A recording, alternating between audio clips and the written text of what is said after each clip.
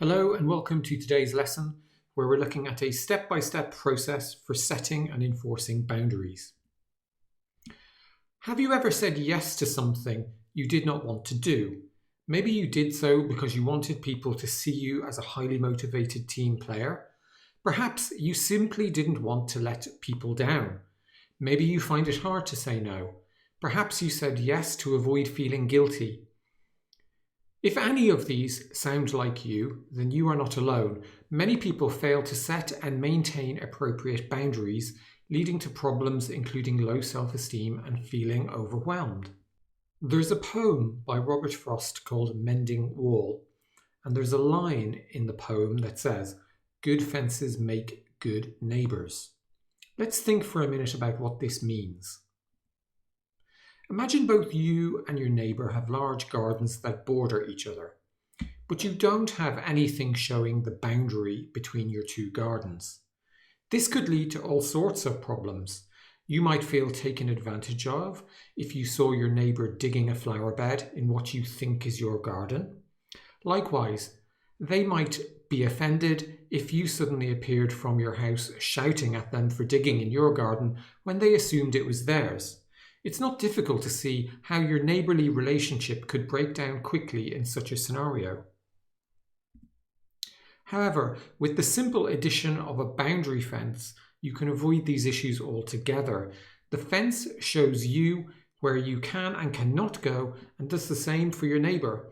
Because you're no longer unsure about who owns what, it's much easier to have good relations with your neighbour. Personal boundaries are the rules and limits we set around what we will or will not tolerate from those around us. However, unlike a fence, others cannot see your boundaries, so we have to take steps to make sure our boundaries are visible to others.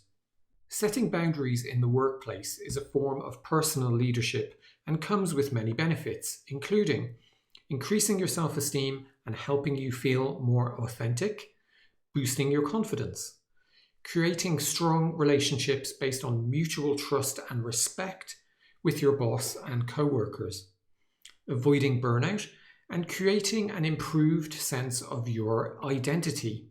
Combined, these factors can lead to a happier and more successful career.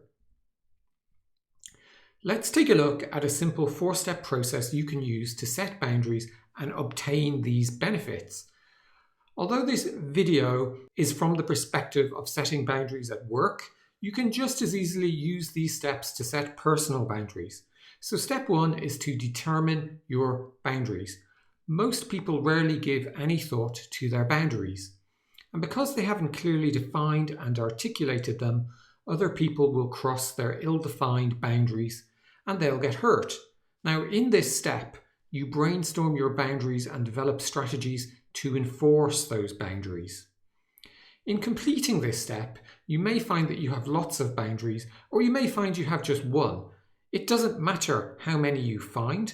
The point is your boundaries should be important to you and personal to you. Try to write your boundaries so that you're not just saying no, but you're offering an alternative. So, for example, instead of saying, "I don't work weekends," you could say, "I can't come into the office this weekend, but I'd be happy to arrive early on Monday." By offering an alternative in this way, you'll find it easier to articulate your boundaries and invite compromise. So before we move on to step 2, note that there are different types of boundaries, and knowing them can make it easier for you to brainstorm your boundaries. So first we have physical, and these concern your personal space. So for example, a boundary might be, "I'm exhausted now, I'm going to go home in 30 minutes so that I can recharge for tomorrow." Next we have time, and these concern protecting your valuable time. For example, "I can't come into the office this weekend, but I'd be happy to arrive early on Monday." Next we have priority and workload, and these ensure you don't take on more than you can handle. So another example, "Yes, I can do this job for you. Unfortunately, my plate is pretty full right now. What would you like me to drop?" Finally, we have emotional boundaries, and these protect your feelings and thoughts. So for example, I may disagree with you about a particular topic, but it doesn't mean I'm bad at my job. Now, there are loads more examples of each type of boundary in the article that accompanies this video, so take a look below this video to see those if you need them. So once you've written down your boundaries, you're now ready to move on to step 2, communicate. And here you need to express your boundaries so that other people understand them and know where your red lines are. If you don't tell people your boundaries, then people won't know. This isn't always going to be easy, and sometimes it will be uncomfortable to share a boundary, but you have to do it, even if you're worried the other person might take offense or get angry.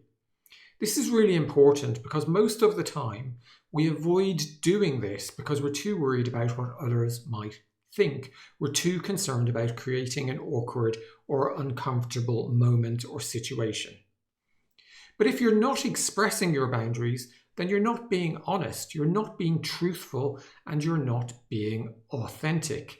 If you don't speak your boundaries, other people will cross them, and ultimately it will be you who loses out. The third step is to compromise. You've explained your needs, and they've presented theirs. Now it's time to reach a compromise. At the end of this compromise, you should end up in a place where both of you are happy. If not, then at a minimum, you can reach a place where you respect each other's decision. And if this is the outcome, then at least you've kept hold of your authenticity and well-being. But the truth is, most of the time you will reach a compromise because most people are understanding and respectful when you clearly communicate your boundaries. The final step is to refine over time. So you should occasionally refine your boundaries as you identify new ones and realize that old ones are no longer serving you. It's also important to remember to be flexible. Sometimes you may wish to make an exception to one of your boundaries. So, for example, suppose one of your boundaries is never to work weekends, but when your boss asks, because you can see the business critical reason they asked you, you agree.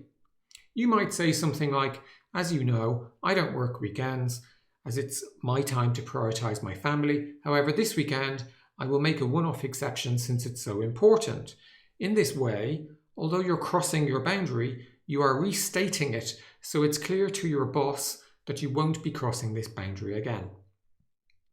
Now, finally, before we wrap up, if you're having difficulty with a coworker trying to cross your boundaries, consider setting up a meeting with them and going through the COIN feedback model to get things back on the right track. You'll see a link to a video I've already created about this model in the top corner of this video. So in summary, work will expand to fill any time you have available for it, and if you're not looking after yourself, no one else will do it for you. Learning how to set boundaries allows you to prioritize your well-being, avoid burnout, and be more productive over the long run. So that's it for this video. I really hope you enjoyed it, and I look forward to speaking to you again soon.